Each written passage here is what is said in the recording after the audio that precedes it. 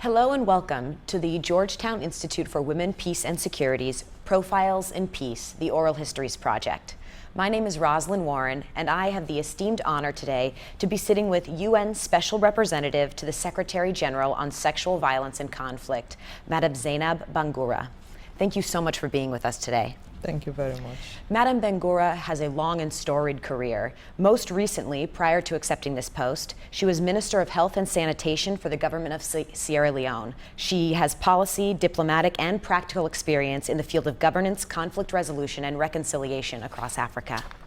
Thank you again for joining us today. Thank you. My first question to you is, at the UN, what is your strategy for addressing sexual and gender-based violence in armed conflict? How does your experience in Sierra Leone as the former minister, as well as an anti-war activist, shape your approach in your current mandate?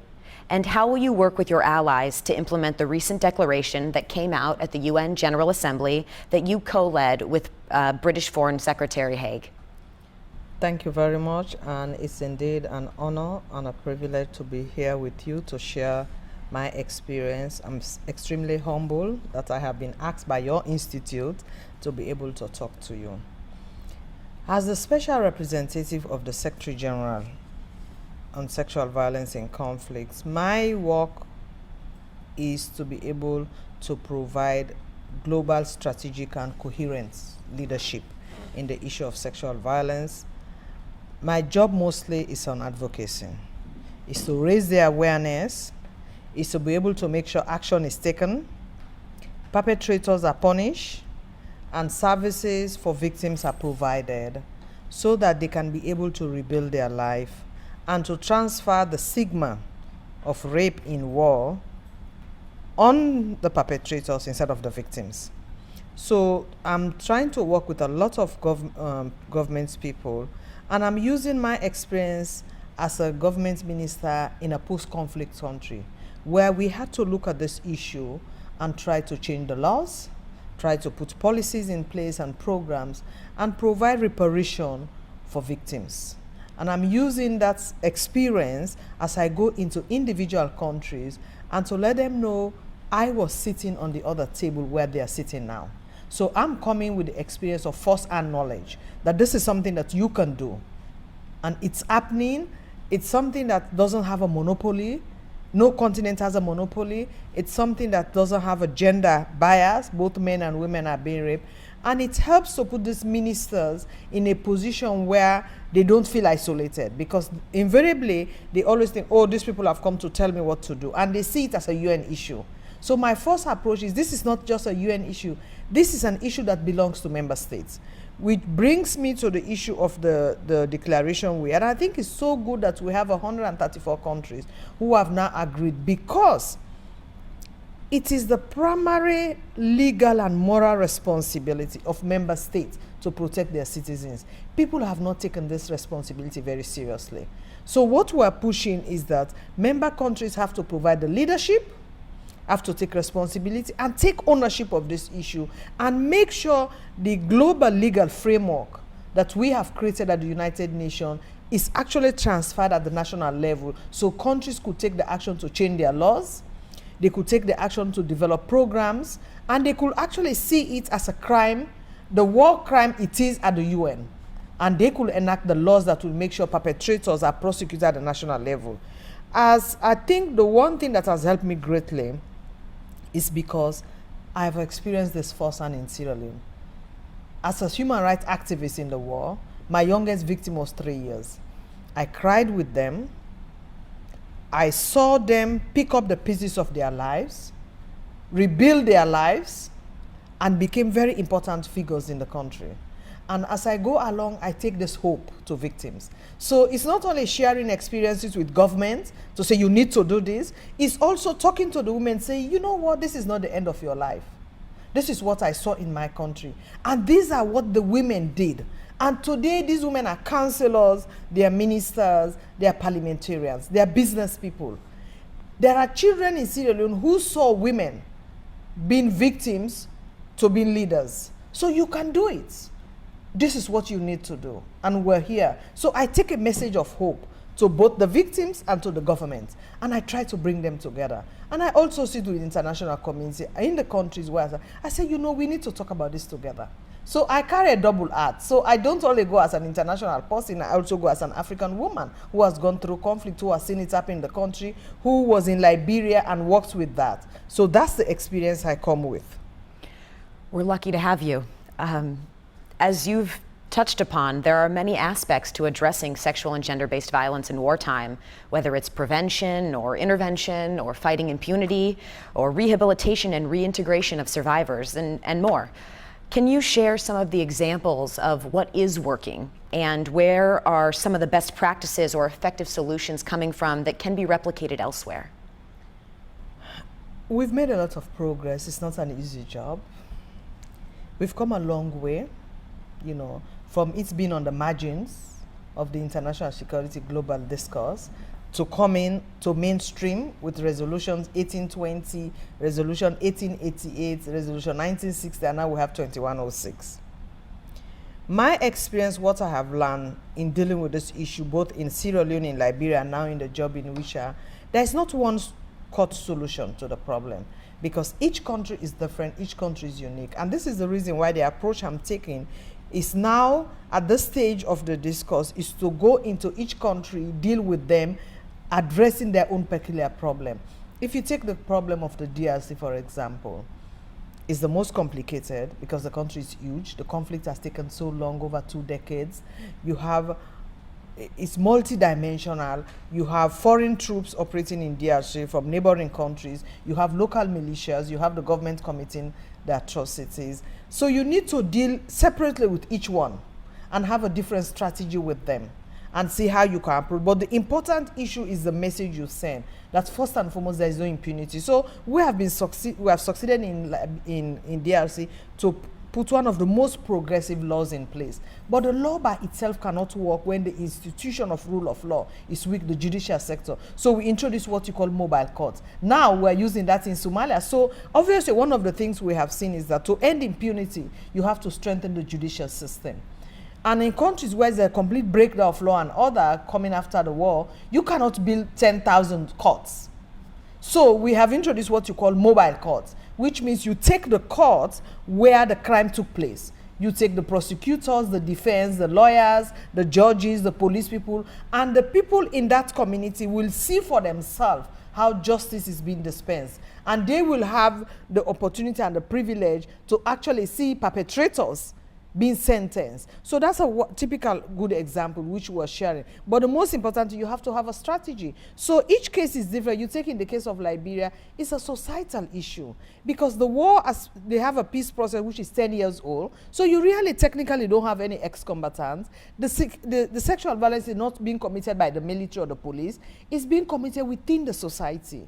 That's why I've seen my youngest victim 3 months old. So now we're looking at Liberia and say, what can we do to get the society to take responsibility? What do we do to bring the traditional leaders, religious leaders, so that we change the perception, the attitude of people? Because this is a societal problem. So now we're engaging the Liberia government to be able to look at it. You take the case of Mali, the case of Somalia, and even the case of Syria, where you have all this terrorist groups now embedded within their rebels. So we are looking at how do you respond to cases where you have Al-Qaeda, offspring of Al-Qaeda, committing atrocities. We don't have an answer for that. So each country is unique. You have to treat it differently. So you need an in-depth analysis in the country. But the most important thing, you have to have the laws. If it is not a crime in a country, you cannot prosecute it. So prosecution is extremely important. Support to victims to pick up the pieces of their life, providing services for them, getting them out from the shadow. Because there's so much stigma on sexual violence. So getting it out from the shadow, giving them the necessary treatment that they need medically, psychosocial support, trauma counseling, and then livelihood support. Invariably, victims of sexual violence are divorced by their husbands. They're stigmatized by society, ostracized, and so they're isolated, which in effect affects their ability to contribute to the post-recovery. And so you need to give them some amount of resources and support to be able to get, so that their children can go to school. So that has been the biggest challenge. And we work within the United Nations Action, bringing UNDP, UNICEF, UNFP and all of them, and we work together as a team. We use that as a comparative advantage to see what can each one of us do. So that's the approach we're using in the UN. You spoke a little bit earlier about women rebuilding their lives. In conflict contexts where SGBV is rampant, whether, as you mentioned, in Syria or in the DRC or in Bosnia, how do we enable and elevate women's leadership? How do you strike a balance in that respect when so many women have suffered so much in the conflict context? You know, to answer this question, I give a personal experience. I don't want to share my own experience. When I was writing the report for the special court in Sierra Leone during the trials, I visited a village called Kailaun. That is the only district in Sierra Leone that borders Liberia and Guinea. It is the district where the war started because the war came from Liberia. That was the base of the RUF, the Revolutionary United Front, who were the rebel group in Sierra Leone. They held that community from the beginning of the war to the end of the war. It was the last community that was actually demobilized. It was the most broken community. So all of the girls and women who were abducted were taken to this Kailaun district. By the time I went there, I met a whole combination of people from all over the country, both combatant because they had the biggest training camp in that district. They had the biggest place where they had women. So as the UN took cities and towns from the rebel, the hard core of the rebel moved to Kailaun. So Kailaun had to be negotiated, the release of Kailaun. Eventually we had the Indian and the Pakistanis peacekeepers there.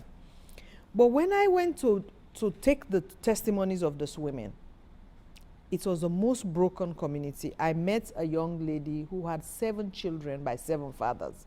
I met somebody who had lost her memory. And I was so devastated by what I saw. I made a commitment that I have to support these women to recover, because most of them refused to go back home because they would never be accepted by their families. So they sort of stayed there. And eventually I was able to get an NGO that came and decided to support these women with livelihood support. I followed the progress of these women. These women moved from being victims to perpetrators. The highlight of my work in Sierra Leone was when I had to work with these women. Over 100 of them, I had formed them into groups to go into the bank and open their own bank accounts with checkbook. They thumbprint, they can't sign. That's so highlight. You could see the phases, the hope and aspiration. I followed them up 2-3 years later. They have become very successful businesswomen, hiring ex-combatants themselves, have successful. So they move from being destitute, wartime rape victims to successful businesswomen, becoming leaders in the community. One of their leaders became the deputy mayor in that environment. In the last election in Sierra Leone, last November, that district fielded more women in political positions in Sierra Leone than any other district. So what it tells you, one is that the resilience I've seen in women to be able to handle pain and turn challenges to opportunities is, you just can't understand it.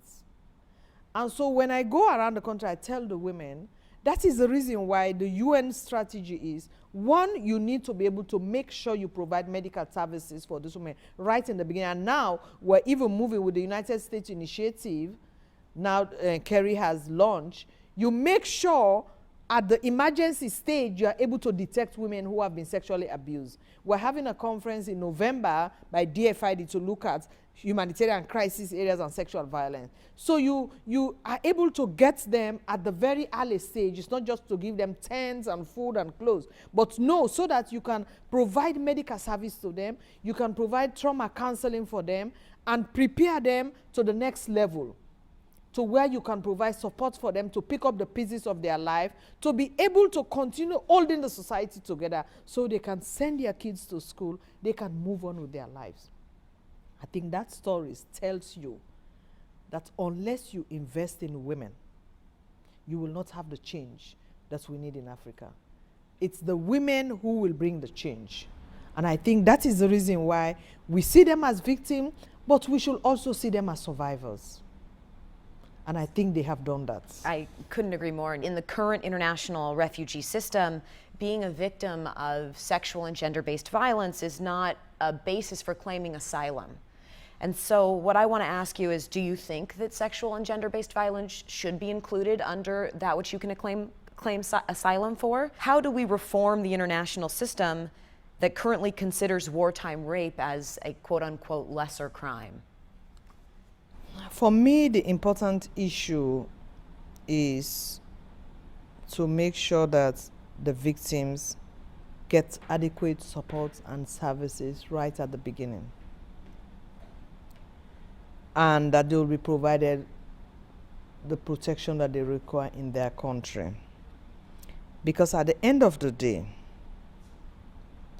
it's much easier when a woman stays in her country than when she goes to ask for asylum. I'm not against it, but I do believe we have to change the narrative in country for the individual country to start making sure that, one, it's a crime, the war crime it is, and so action should be taken against the perpetrator, and support should be given against the victim, so for the victims. That way, it's easier for her to rebuild her life. You know why? Women are the fabric of society that holds the community together, glues it. When you remove them, the society collapses. If you want to rebuild a society, you have to strengthen the women. Why is it that people are committing rape against women? It's because they want to break the spirit of the woman. To break it, so you break the society. What we want to do is to rebuild the spirit of that woman, to rebuild the society. There is no better way to rebuild a society than building the spirit of the woman, because she's the core of the family. She holds it together, the children, the husband, and everybody else. And for us, the issue of rape in refugee camps is a big issue. So not only are women raped from where they are running, but what we have discovered now is that when they go to refugee camp, they even become more victims. That's the biggest challenge we have now. They go out to the bathroom at night, they are ambushed and raped. They go to take firewood, they are ambushed and raped. Because the tents that are built in refugee camps are not actually very protected, they don't have secure doors, the women are attacked inside their tents. So this is an issue I've discussed with Valerie Amos, my colleague who is head of OCHA. It's a discussion I've had with Guterres Antonio, who is the head of UNHCR, and we are looking at it and to make sure, how do we make women more comfortable? So they rape you in your house, you run from it, they rape you on your way to the refugee camps, you know, on transit, you come to the refugee camps, you are subjected to 10, 15 years of rape as long as you're there. I went to Dadaab camp, the biggest refugee camp in the world.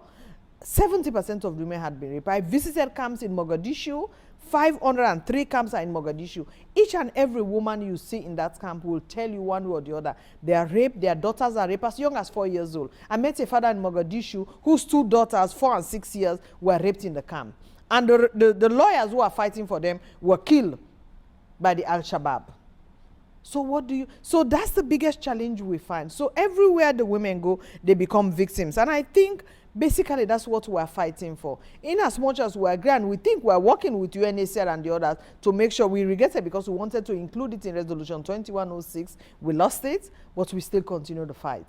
Now we've got the resolution that recognizes that international peace and security issue. We've got a resolution that says it's a war crime. We have to get a resolution to make sure that if women actually fight for asylum on that basis continuously, they can be able to have the services. But I think it's by building the services and the support at the country that we can be able to get it.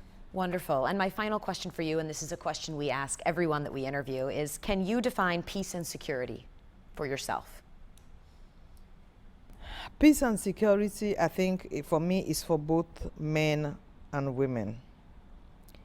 If you can't feed your people, you can't protect them, you can't support them, you don't have peace and security. You cannot have development without peace and security. They're like the two pedals of a bicycle.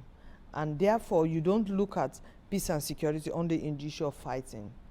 The absence of war is also not to peace. It's your ability to be able to protect your citizens, ability to be able to defend them, ability to be able to take care. That's why now people talk about human security.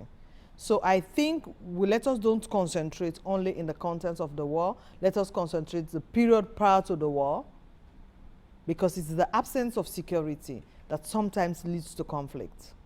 It's the absence of peace that leads to conflict.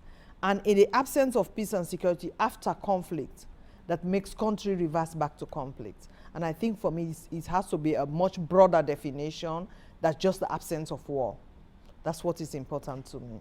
Thank you so much. Thank you. Once again, this is Special Representative to the Secretary General on Sexual Violence and Conflict, Madam Zainab Bangura. I'm Rosalind Warren from the Georgetown Institute for Women, Peace, and Security. This is the Oral Histories Project, the Profiles in Peace. You can watch this video and others at giwps.georgetown.edu. Thank you.